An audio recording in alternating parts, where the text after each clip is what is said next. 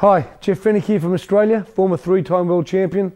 Started boxing in 1981, represented Australia at the Olympics in '84. Won my first 3 fights, and then my last fight against the Yugoslavian was overturned by the international jury. Steve McCrory went on to win the gold medal. I turned professional immediately after that in 1984, and after 6 professional fights, in my 7th professional fight I fought for the world title, for the IBF World Bantamweight title. And I was able to become world champion after only 196 days. It was the shortest time ever for a professional boxer to win a world title. That record still stands today, my 7th professional fight.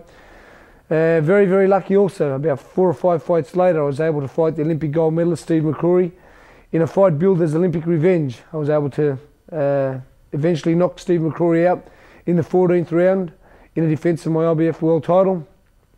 A year later, I won my 2nd world title. I won the junior featherweight WBC world title against Samad Pakaroon from Thailand.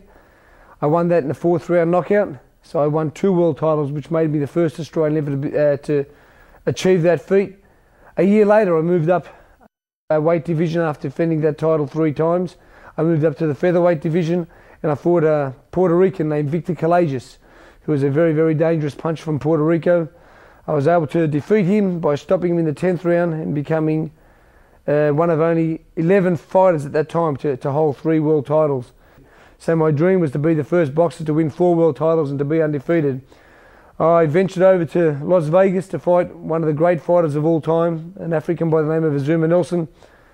We fought at the Mirage at Las Vegas on the undercard to Mike Tyson and Razor Ruddock. I think most people who watch the fight realise that, again, I was handed a pretty rough decision, but Azumah Nelson was a great fighter. I was robbed of my opportunity of winning my 4th world title. I continued to box for a couple of years after that.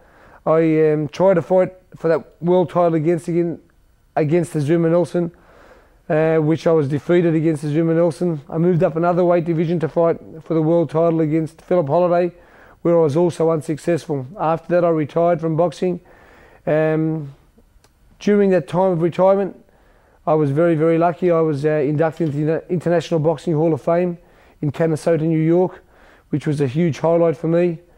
In 2002, I was voted Australia's greatest ever fighter from the WBC, which again was another huge honour because Australia's had some great boxing champions, Costa Tszyu, Lionel Rose, Jimmy Carruthers.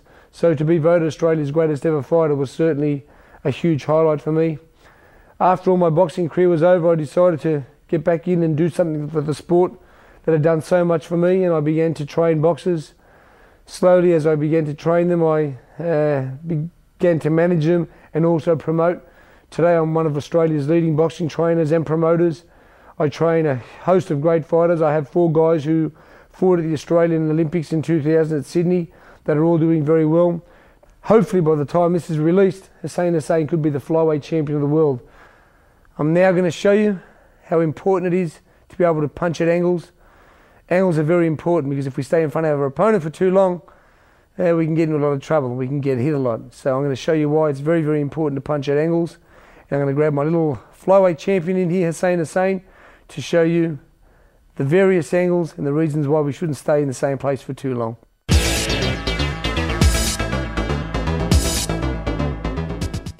Let's go, Huss.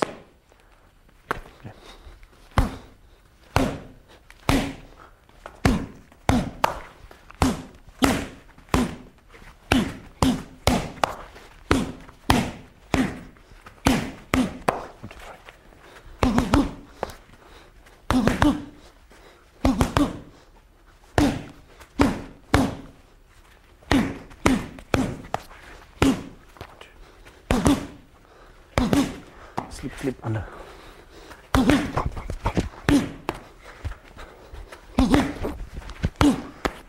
Make that angle right at the end there.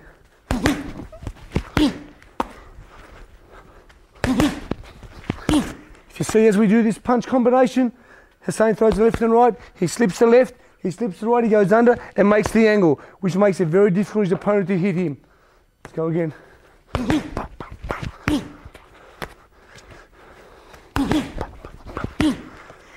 And if you watch again, Hussein punches on the way up. He doesn't come up and punch where he has no power. Elbow down.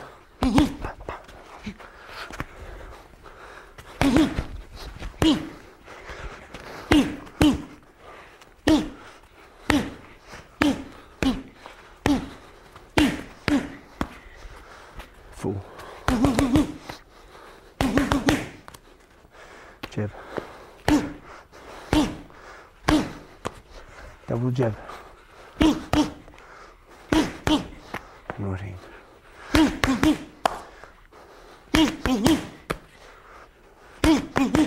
1, 2.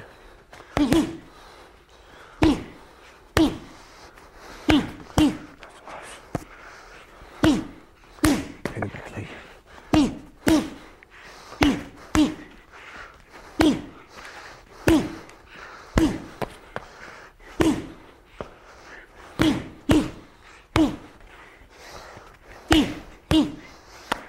Twist up it.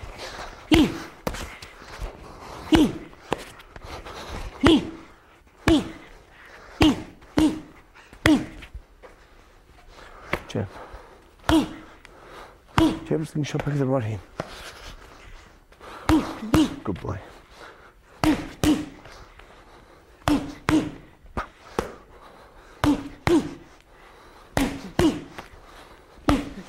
Double the right hand.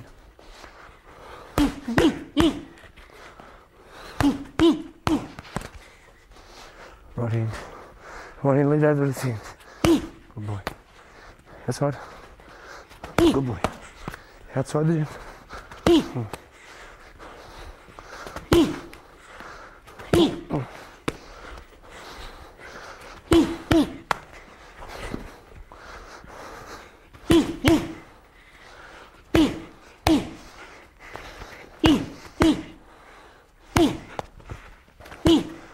Second, if you can see, Hussein's never really staying in the same place when he comes up.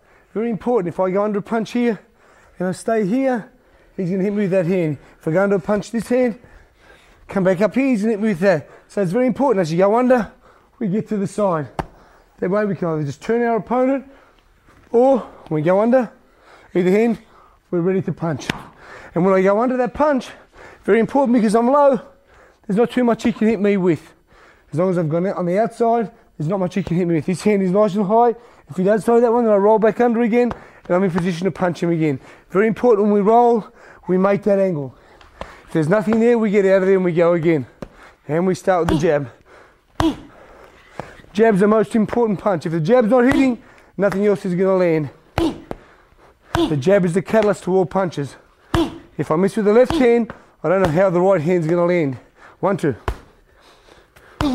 Double jab right. Double jab right, double right. Good boy. And again.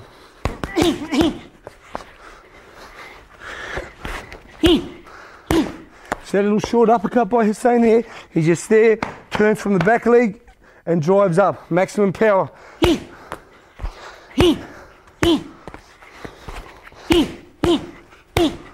Always in position to throw his next punch. Very, very important. As we throw one punch, we're either in the position to punch again or in position to roll. All comes from the feet. The power's not coming from the arms or the shoulders. The power coming from having his feet in the right position. Nice left rib as he dips. Put the hand a little bit shorter. Gets in this position here. He dips. He turns from the hip, from the leg. Boom. And the power comes from here. This is where the power comes from the rib. Nice and short. Nice and short. Ready to rip and hook, as he'll show you now.